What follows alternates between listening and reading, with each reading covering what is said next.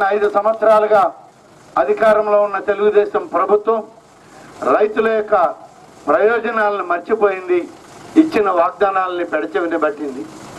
అలాగే డ్వాక్రా మహిళలకి రుణమాఫీ చేస్తామని, వాళ్ళ బకాయిలు బ్యాంకుల నుంచి రద్దు చేస్తామని, అలాగే బంగారం తాకట్టులో ఉంటే విడిపిస్తామని చెప్పినటువంటి ప్రభుత్వం ఇవాళ అటువంటివేమీ చేయకుండానే మళ్ళీ వేరే కార్యక్రమాల్లో ముందుకు వస్తా ఉంది.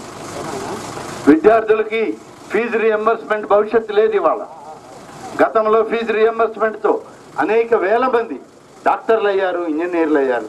ఇవాళ అవకాశం లేదు. ఇవాళ ఆరోగ్యశ్రీ పథకం చెప్తే ఎవరైనా సరే ఆరోగ్యశ్రీ కార్డు తీసుకెళ్తే గతంలో ఎంత పెద్ద ఆసుపత్రి అయినా పేదవాళ్ళని బాగా చూసి ఆపరేషన్ చేయించేవాళ్ళు. ఇవాళ అటువంటి అన్నీ కూడా లేకుండా మరి మీరు ముందు డబ్బు కడితే మేము ఆపరేషన్ చేస్తామనే మాట ఇవాళ ఆరోగ్యశ్రీలో జరుగుతూ ఉంది. అందుకే జగన్మోహన్ రెడ్డి గారు చెప్పారు, 1000 రూపాయలకు పైబడినటువంటి ఎంతటి వైద్యమైనా సరే ఈ రాష్ట్రంలోనే కాదు, తమిళనాడు, కర్ణాటక, తెలంగాణ 3 రాష్ట్రాల్లో ఉన్న ఆసుపత్రుల్లో మీరు ఎక్కడికి వెళ్ళి మంచి వైద్యం చేయించుకుంటే ఆసుపత్రులకి ప్రభుత్వమే ఆరోగ్యశ్రీలో డబ్బు కడుతుంది, మీకు మేలైనటువంటి ఆరోగ్యం ఏర్పాటు చేస్తుందని చెప్పడం జరిగింది. పసిబిడ్డలు 1వ తరగతి నుంచి మీరు చదివించండి, ఆ తల్లికి మరి ఆ బిడ్డ చదువు భారం కాకూడదని ఒక్కొక్క బిడ్డకి 15,000 రూపాయలు ఆ తల్లి అకౌంట్లో సంవత్సరానికి ఒకసారి మరి ఆ బిడ్డ పోషణ కోసం ఇవ్వడం జరుగుతుంది. అలాగే 1000 రూపాయలు పెన్షన్ ఇస్తున్నటువంటి ప్రభుత్వం మరి జగన్మోహన్ రెడ్డి గారు 2 సంవత్సరాల క్రితం చెప్పారు, నేను అధికారంలోకి వస్తే 2,000 రూపాయలు పెన్షన్ ఇస్తానని. కానీ 2 నెలల ముందు చంద్రబాబు నాయుడు మళ్ళీ జగన్మోహన్ రెడ్డిని కాపీ కొట్టి ఈ 2 నెలలు 2,000 రూపాయలు పెన్షన్ ఇచ్చి నేను కూడా ఇస్తున్నాను కదా అంటున్నాడు.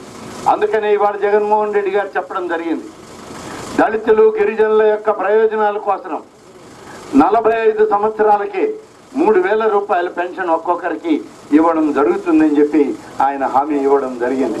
అంతేకాదు గ్రామంలో ఇతర వర్గాల వాళ్ళకు కూడా ఇప్పుడు ఇంటికి ఒక పెన్షనే వస్తూ ఉంది. జగన్మోహన్ రెడ్డి గారు అధికారంలోకి వస్తే ఇంటికి 2 అయినా సరే 3 అయినా సరే అర్హత కలిగిన వాళ్ళందరికీ 3,000 రూపాయల పెన్షన్ ఇస్తానని చెప్పి ఇవాళ వాగ్దానం చేయడం జరిగింది. రైతులకు అవసరమైనటువంటి వ్యవసాయం మొదలుపెట్టినప్పుడే 12,500 రూపాయలు రైతులకు పెట్టుబడి భరోసా ఇస్తాము అని చెప్పడం జరిగింది.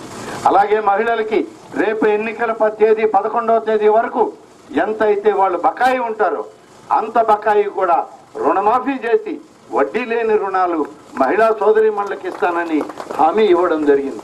ఇలా ప్రతి వర్గానికి మేలు చేసే కార్యక్రమం ఇవాళ జగన్మోహన్ రెడ్డి గారు నవరత్నాల పథకంలో మీ ముందు పెట్టడం జరిగింది. అన్ని గమనించండి.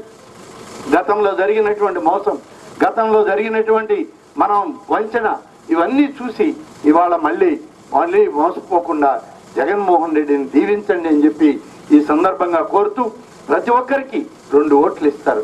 1 ఓటు మన ఎంపీ అభ్యర్థి బల్లి దుర్గాప్రసాద్, 2వ ఓటు ఇవాళ మీ ముందు నిలబడి మీ సహాయం కొరకు మీ ముందుకు వచ్చిన నాకు వేయాలని నేను కోరుతూ ఉన్నా.